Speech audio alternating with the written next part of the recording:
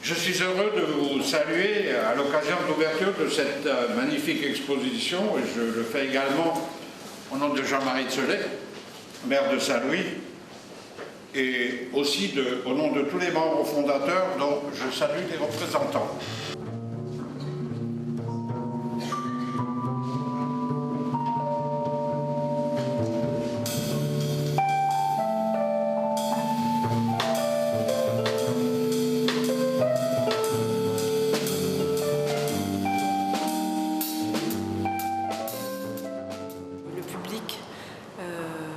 De cette ville Trois Frontières était prêt à des découvertes et qu'il était venu très nombreux, très chaleureux, très fidèle à l'exposition de Charles Pollock qui se trouve avoir été mon père.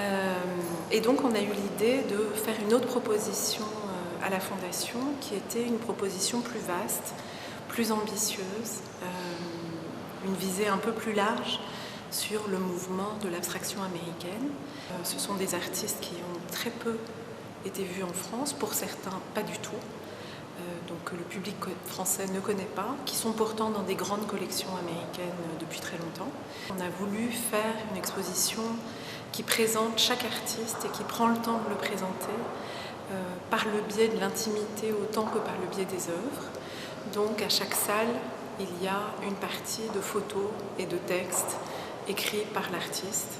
L'idée étant vraiment de faire des présentations. Si on montre un peu les personnalités de chacun, d'où ils venaient, comment ça leur venait, peut-être ça donnera aussi une entrée dans l'abstraction, parce que l'abstraction ça reste difficile pour certains. Tout était nouveau. Le moment était nouveau, les matières étaient nouvelles, la liberté était nouvelle.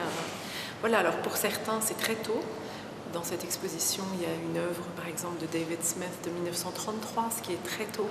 Mon père avait l'habitude de dire qu'il pensait que le rôle de l'artiste, c'était ça, c'était de représenter le monde, la pauvreté, la dépression, tout ce qu'ils avaient traversé historiquement, et que le passage à l'abstraction, c'était pas si simple.